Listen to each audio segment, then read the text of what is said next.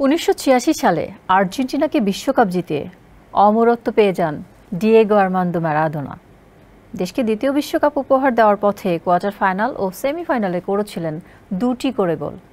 তাই তো আসরের সেরা ফুটবলার নির্বাচনে একটুও ভাবতে হয়নি আয়োজকদের। জেতেন বিশ্বকাপের সেরা ফুটবলারের পুরস্কার গোল্ডেন বল। কিন্তু ভোজবাজির মতো উধাও হয়ে যায় সোনার বলটি। অবশেষে যখন এর হদিস মিলল, ততদিনে পৃথিবী ছেড়ে চলে গেছেন আর্জেন্টাইন কিংবদন্তি। আগামী মাসে নিলামে উঠেছে সেই গোল্ডেন বল। বিস্তারিত জানাচ্ছেন রাহেন রাসেল।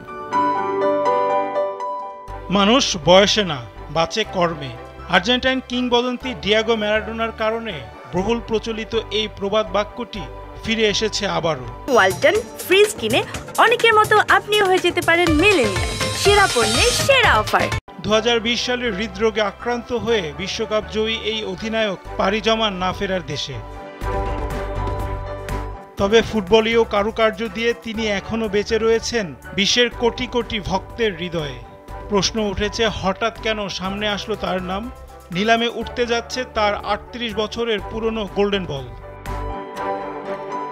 প্রায় একক নৈপুণ্যে ১৯৮৬ সালে মেক্সিকোর মাটিতে আর্জেন্টিনাকে বিশ্বকাপ জেতান ম্যারাডোনা। সেবার সেরা ফুটবলারের পুরস্কার গোল্ডেন বল জেতেন এই কিংবদন্তি।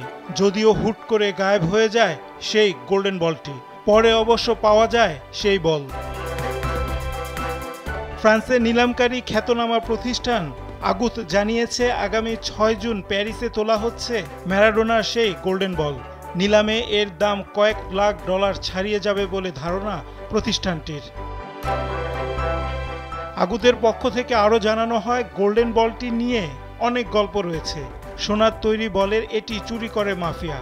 এরপর বলটি রক্ষার্থে প্রয়োজনীয় সবকিছুই করেছে তারা। এ ব্যাপারে পুলিশকেও জানানো হয়েছে। ম্যারাডোনা জীবিত থাকা অবস্থায় ২০১৬ সালে প্রথম এই গোল্ডেন বল নিলামে ওঠে। সেই নিলাম থেকে বলটি কিনেছিলেন এক ব্যক্তি। বিস্ময়কর ব্যাপার হচ্ছে, সেই ব্যক্তি ঘুণাক্ষরেও জানতেন না তিনি কি কিনছেন। নিলামকারী প্রতিষ্ঠান আগুতের পক্ষ থেকে আরও জানানো হয়, অন্যান্য আরও ট্রফি এবং জিনিসের সঙ্গে সেই ব্যক্তি গোল্ডেন বলটি কিনে নিয়ে যান। শুরুতে তিনি নিজেও জানতেন না এটা কতটা গুরুত্বপূর্ণ ও ঐতিহাসিক। তারপর তিনি ইন্টারনেট ঘেঁটে বলের ব্যাপারে খোঁজ পান। ভেবেছিলেন এটি গোল্ডেন বল হতে পারে। ম্যারাডোনা ও ফিফাকে ফোন দেওয়ার চেষ্টা করেন, তবে তার ভাগ্য সুপ্রসন্ন ছিল না। প্রায় এককভাবে আর্জেন্টিনাকে ১৯৮৬ সালের বিশ্বকাপ জেতান ম্যারাডোনা। নিজে ৫ গোল করার পাশাপাশি অন্যদের দিয়ে করিয়েছিলেন আরও ৫ গোল, যার মধ্যে রয়েছে আজতেকা স্টেডিয়ামের কোয়ার্টার ফাইনালে ইংল্যান্ডের বিপক্ষে করা তার ২টি বিখ্যাত গোল।